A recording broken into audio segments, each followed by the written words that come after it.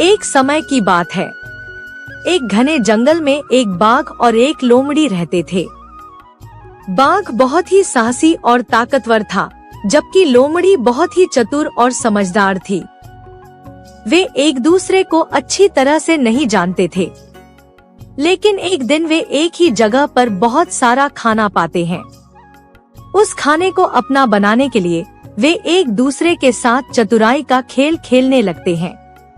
बाघ सोचता है कि उसकी ताकत से सभी समस्याओं का समाधान हो जाएगा। वह अपने पंजे की मदद से मिट्टी से खाने को निकालने की कोशिश करता है, लेकिन सफल नहीं होता।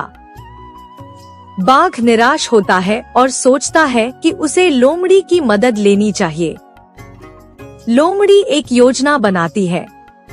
वह बाघ के पास जाती है और कहती है, बाघ भाई, तुम्हारी ताकत बहुत है, लेकिन मेरा दिमाग भी कुछ कम नहीं है। अगर हम मिलकर काम करें तो हम इस समस्या का समाधान कर सकते हैं। बाघ सहमत हो जाता है और वे मिलकर काम करने लगते हैं। लोमड़ी अपनी बुद्धिमत्ता का उपयोग करके बाघ को सिखाती है कि मिट्टी को कैसे खोदा जाए। बाघ अपनी ताकत का उपयोग करके मिट्टी खोदता है और लोमड़ी अपनी बुद्धि से सही तरीके से खाने को निकालती है। वे मिलकर बहुत सारा खाना पाते हैं और उसे आपस में बांट लेते हैं। इस घटना से बाघ और लोमड़ी समझ जाते हैं कि ताकत और बुद्धि मिलकर किसी भी समस्या का समाधान कर सकते हैं। वे तब से अच्छे दोस्त बन जाते हैं और एक दूसरे की मदद करने लगते हैं। यह कहानी हमें सिखाती है कि केवल ताकत या केवल बुद्धि नहीं, बल्कि किसी भी समस्या का समाधान करने के लिए दोनों की जरूरत होती है। एक बार की बात है, सुंदरवन के एक छोटे से गांव में एक महिला रहती थी जिसका नाम राधा था। वह बेहद दयालु और नेक दिल की थी। राधा के पास 2 जानवर मित्र थे, एक कुत्ता जिसका नाम टोमी था और एक बिल्ली जिसका नाम मिट्टू था। टोमी और मिट्टू दोनों ही राधा से बहुत प्यार करते थे और हर पल उसके साथ रहते थे। राधा का जीवन अत्यंत सादा और सामान्य था।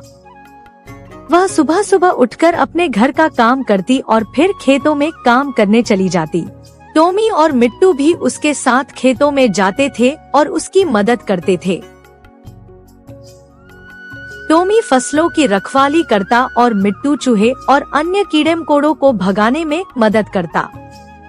राधा ने इन दोनों जानवरों को अपने बच्चों की तरह प्यार किया था और वे तीनों एक दूसरे के बिना नहीं रह सकते थे।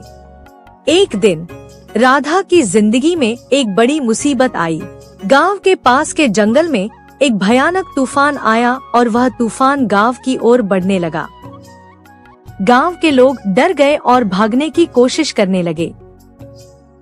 राधा भी अपनी जान बचाने के लिए भागने लगी, लेकिन उसने देखा कि टोमी और मिट्टू तूफान में फंस गए थे। उसने अपनी जान की परवाह किए बिना दोनों जानवर मित्रों को बचाने का फैसला किया। राधा ने जल्दी से एक बांस की टोकरी बनाई और उसमें टोमी और मिट्टू को रखकर गांव से दूर सुरक्षित स्थान पर ले जाने की कोशिश करने लगी। तूफान तेज हो गया और बारिश होने लगी, लेकिन राधा ने हार नहीं मानी। उसने अपने दिल की ताकत से लड़ाई की और अंत में उसने एक गुफा में शरण ली। गुफा में पहुंचकर राधा ने टोमी और मिट्टू की देखभाल की और उन्हें आराम देने की कोशिश की। उसने अपने साथ लाए हुए कुछ खाना और पानी से उनकी भूख और प्यास मिटाई। गुफा में तीनों ने मिलकर तूफान का सामना किया। राधा की साहस और प्रेम ने टोमी और मिट्टू को सुरक्षित रखा। कुछ दिनों बाद तूफान समाप्त हो गया और गांव के लोग वापस अपने घर लौटने लगे। राधा भी अपने घर लौटी, लेकिन उसका घर पूरी तरह से नष्ट हो चुका था। गांव के लोगों ने राधा की मदद की और उसे नया घर बनाने में मदद की। राधा ने अपने जानवर मित्रों के साथ एक नया जीवन शुरू किया और गांव के लोग उसकी बहादुरी और प्यार की प्रशंसा करने लगे। इस कहानी से हमें यह सीख मिलती है कि सच्चा प्रेम और साहस किसी भी मुश्किल परिस्थिति का सामना कर सकते हैं। राधा ने अपने जानवर मित्रों के प्रति अपने प्रेम और साहस का परिचय दिया और अंत में उन्हें सुरक्षित रखा। यह कहानी हमें यह भी सिखाती है कि हमें अपने मित्रों और परिवार के साथ हमेशा खड़े रहना चाहिए और उनकी मदद करनी चाहिए, चाहे परिस्थिति कितनी भी कठिन क्यों न हो। अंततः राधा, टॉमी और मिट्टू ने मिलकर एक नया और खुशहाल जीवन शुरू किया और उनकी दोस्ती और प्रेम की कहानी गांव के लोगों के दिलों में हमेशा के लिए बस गई। दोस्त, बंधु, माई बाप, वीडियो अच्छा लगी हो तो वीडियो को लाइक करके चैनल को सब्सक्राइब कर देना।